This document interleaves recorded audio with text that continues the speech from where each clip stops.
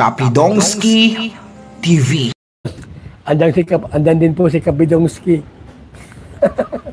Kaya taga ano si Kapidongski, padada yan eh. Double Sor, Kapidongski. Kapidongski, shout out. Naku, grabe naman tong nanglait kay BB Vency. BB Vency sinabihan ng Kagiran raw OMG.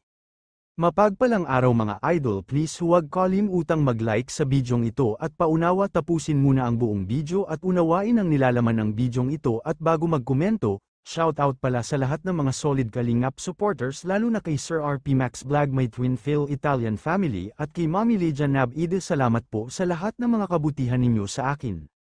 Grabe talaga, baliktad na ang panahon ngayon, ang mga pangit at goraang na ay grabe na makapanglait at ito nga sa kalagayan ngayon ni Vency. Grabe ang naranasan na panglait ngayon ni Vency sa mga taong ito. Isa na dito ang napaka at super gandang si Ian Tuñaca Torres, dito nga sa kanyang post na may caption na "Nanggagalaiti na sila pag inugali namin ang ugali nila, mag-iisang taon yun na Binal Ahura si Erica na nahimik kami ngayon.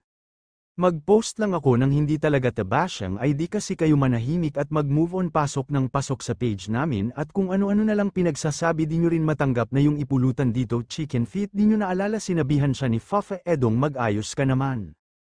Aba, pag kayo mang bash okay lang no, hindi basyang at bully pag binalik namin sa inyo may pakaso-kaso agad o hindi kami takot sa panghahamon nyo dahil kayo ang nangunguna hindi kami. Kung ayaw nyo ibalik lahat ng ginawa nyo, wag nyo gawin kasi parang bola lang yan, nagbabounce ang masakit no pag binalikan, what goes around comes around.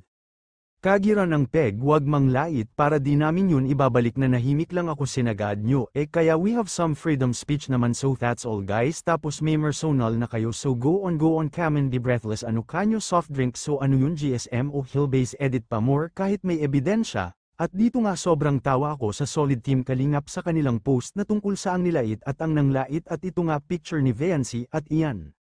At ito nga may ilang mga comments na ating babasahin. Pikit ka na lang ate, huwag manglait sa kapwa, buti kung kagandahan tayo.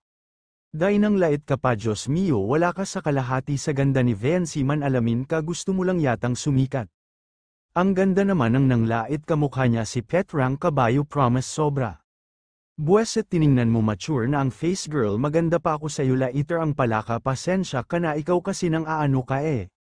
Wala kang sinabi kay Vency, huwag kang manglait sa kapwa mo dahil ang linait mo mismo ang Panginoon Jesus, kaya tumahimik ka baka ikaw makarma. Hihihi, mga tao nga naman walang ibang iniisip basta makasir lang ng kapwa, may karma din yan kahit pangit ka, kung maganda sa loobin mo marami maawa sa'yo, alam mo ate, inggit lang yan, nararamdaman mo kay Vency, pumarehas ka sa kapwa mo. Kung sinabihan niya na sungki si Vency ano kaya yung sa kanya, parang nakakain ng martilyo. Pwedeng-pwede mo kaming kaibiganin. Pwede mo rin kaming ichismis. At pwedeng-pwede mo rin kaming traidorin. Ikaw na bahala, total bulbuling ka na.